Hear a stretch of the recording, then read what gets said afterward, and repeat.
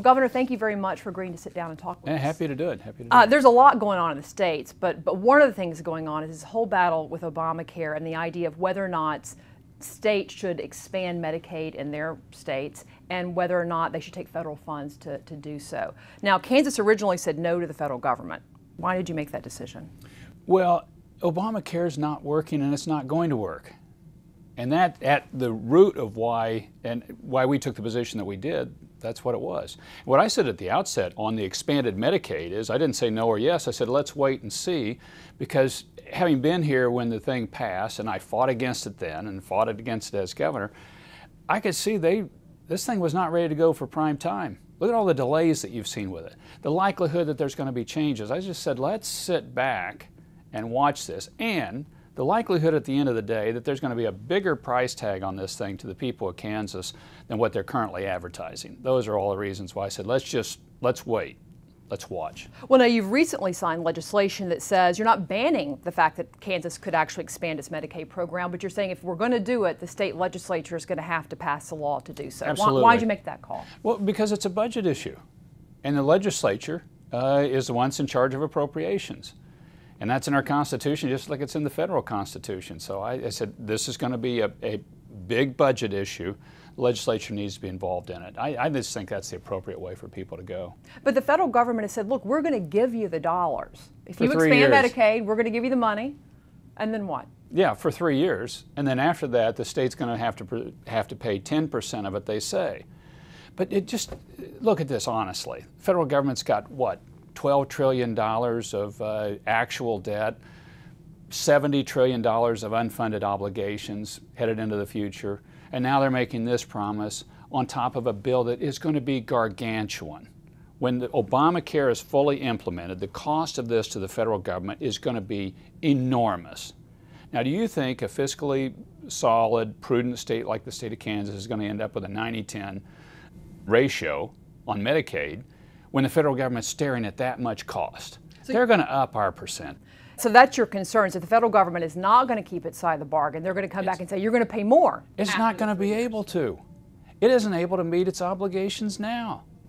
What makes us think it's going to be able to in the future?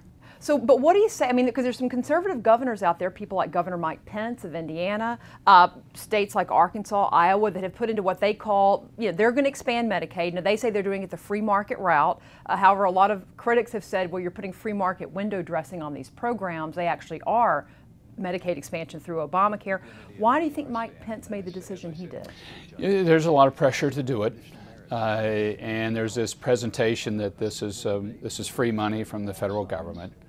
The route we have taken is to address the Medicaid population that we currently have. When I came in, people were being dropped off of Medicaid. And this is Medicaid for people that have a physical or mental disability or single parent with child. So you've got a needy population that's right here. And we weren't getting everybody taken care of there. So I said, let's take care of the Medicaid population that we have now.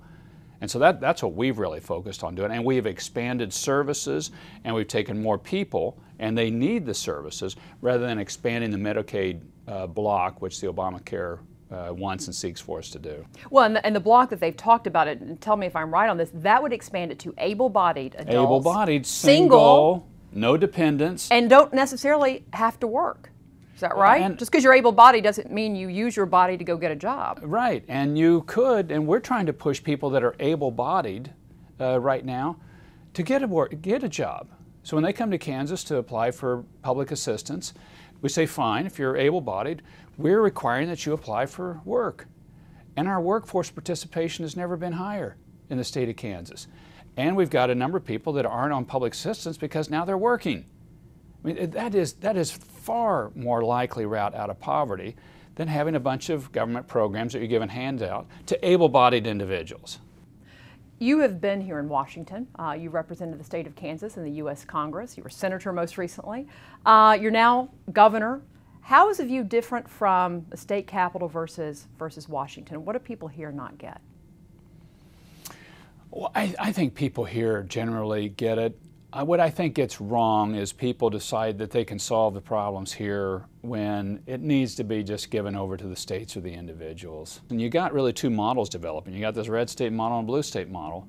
And one of these models is going to end up winning out. And that model is going to go, I think, nationwide. And I really hope it's the red state, lower taxes, less government, more freedom model that is how America is built, and that's how America works. Now, a lot of folks really miss you here in Washington. A lot of conservatives talk about missing Senator Sam Brownback. Is there any chance that Sam Brownback would ever come back as a presidential contender? I am focused on 2014 and getting reelected. We changed a lot of things in the state of Kansas, and we had to, because we were going broke, we were losing people, we had a high tax structure in the region, we weren't able to make our payments of our bills on time. So we had to change a lot of things. So a lot of people are saying, well, I'm not sure about all those changes. But now we're creating jobs, got more people employed in the state, across the state than ever before, private sector job growth, paying our bills on time. So what I'm looking forward to right now is taking that story across the state of Kansas.